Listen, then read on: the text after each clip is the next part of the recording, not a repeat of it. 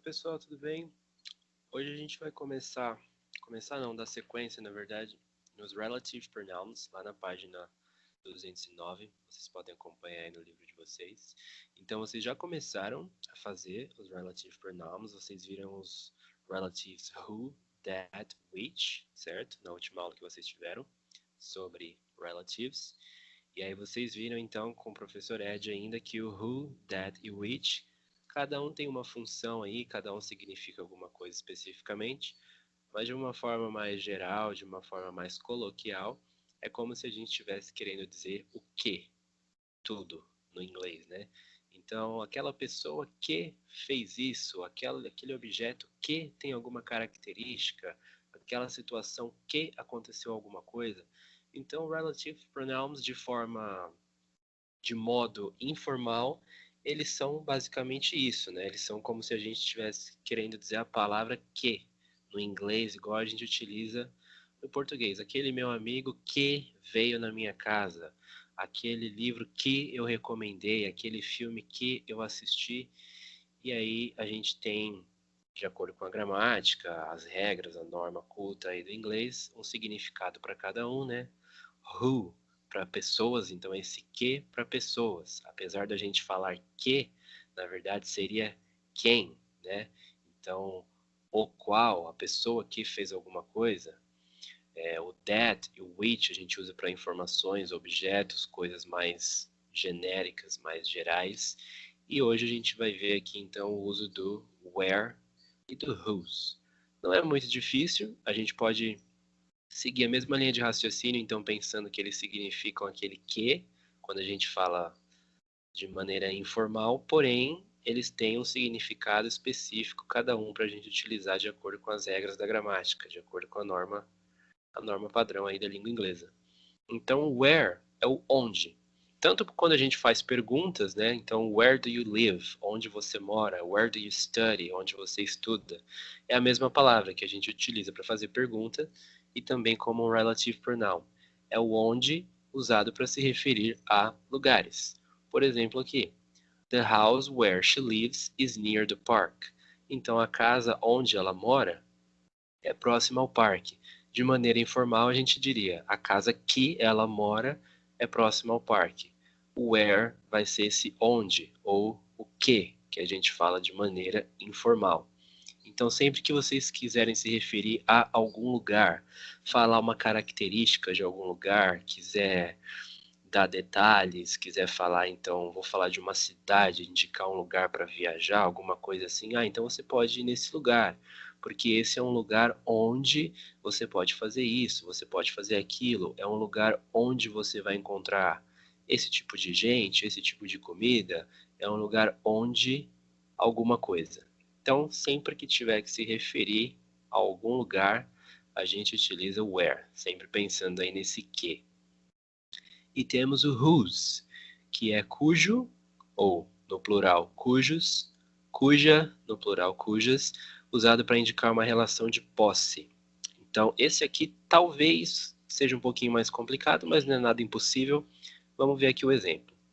The girl whose mother is an astronaut wants to talk to you. Então, a gente tem várias informações aqui para prestar atenção. A frase é: a garota, cuja mãe é uma astronauta, quer falar com você. Então, qual é a informação principal da frase? A garota quer falar com você.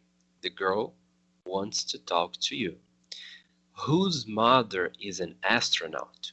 Cuja mãe é uma astronauta. É um detalhe, é como se fosse uma referência. Vamos supor que alguém chega para você e te fala: a garota quer falar com você. E aí você vai pensar: tá, que garota?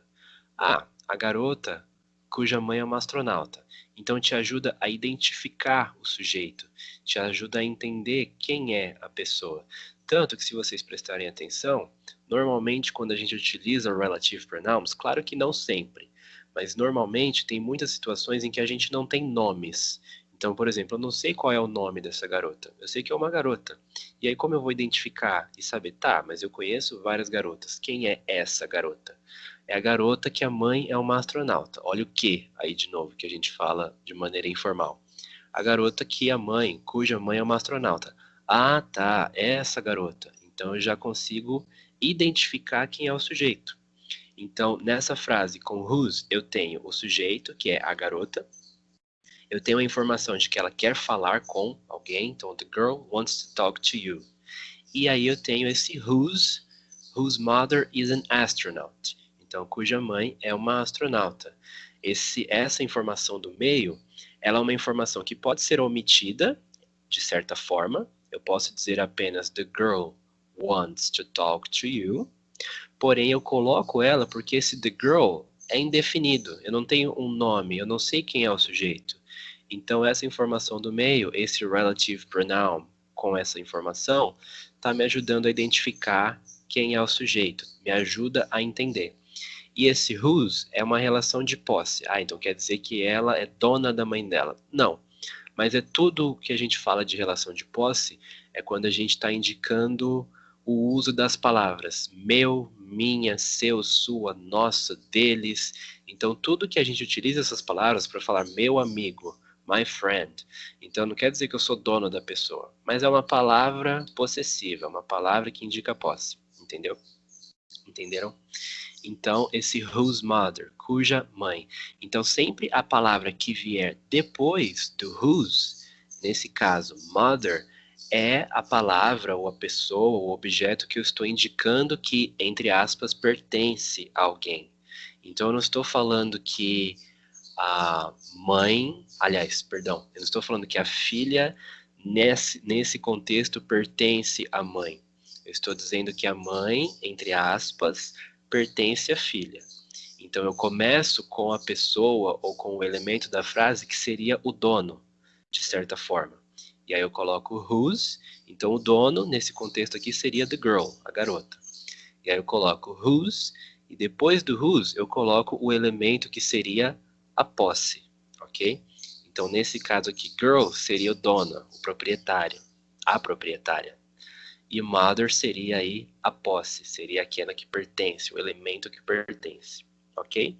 Só prestar atenção aí nessa ordem e entender que tanto o whose quanto o where e os outros relative pronouns, além deles terem essa ideia de que, eles também são usados para a gente identificar o sujeito, porque muitas vezes quando a gente tem frases com relative pronouns, o sujeito não é muito claro. Então a gente nem sempre vai ter um nome dizendo quem é o sujeito ou quem são os sujeitos. Às vezes a gente só tem uma informação bem genérica, igual ali no where. Então, the house is near the park. Vamos imaginar isso. A frase original é: a casa onde ela mora é próxima ao parque. Vamos imaginar que eu diga apenas a casa é próxima ao parque. Você pode pensar, tá, que casa? Então eu tenho que dar um jeito de identificar de alguma forma, de selecionar o sujeito. A casa onde ela mora. Ah, tá. Então a gente imagina que esteja falando de alguém, de uma mulher, de uma garota, e eu quero dizer que a casa onde aquela garota, aquela mulher mora, fica próxima ao parque. Então os relative pronouns e toda a informação que vem com eles são utilizados para se referir a lugares, posse, pessoas, objetos, mas com esse intuito de te ajudar a identificar do que você está falando, porque the house, a casa, são palavras muito genéricas. Então tá, a casa, qual casa? Pode ter várias casas perto do parque. Porém ali eu dou um jeito de identificar. Não, é a casa onde ela mora. Ah, ok. A garota quer falar com você. Que garota? A garota cuja mãe é uma astronauta. Então fica mais fácil de saber de quem a gente está falando. Ok? Então é só prestar atenção aí no uso correto de cada um dos relative pronouns, whose, where e os outros que vocês já viram também, e prestar atenção nessa questão de que eles estão te ajudando a identificar o elemento que é o sujeito da frase, quem está praticando ou sofrendo aquela ação, ok?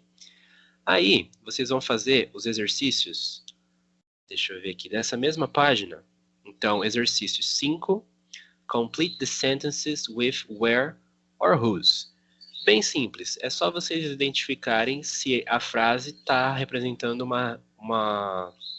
um lugar ou uma relação de posse. E aí vocês vão só encaixar o relative pronoun correto, ok? Exercício 6. Circle the relative pronouns in the sentences below. Some sentences have no relative pronouns. Ou seja, vocês vão circular os pronomes relativos nas frases abaixo e algumas delas não têm relative pronouns, ok? E não tem problema, só circular aí os que tiverem. E o exercício 7. Check the correct alternative. The dress you bought is amazing. Então vocês têm as opções. The person I most admire will be here tonight. The house in she lives is very small. Sandy and John are the students have passed the exam, ok? Então vocês podem fazer esses aí também. Prestem atenção nos detalhes, prestem atenção em uma palavrinha ou outra que talvez vocês possam se confundir, ok? Mas é só fazer isso. Eu vou deixar o campo de tarefa, o campo de entrega para vocês colocarem essa atividade. Tendo qualquer dúvida, só mandar lá no chat que aí eu vou falando com vocês por lá, ok? É isso então, pessoal.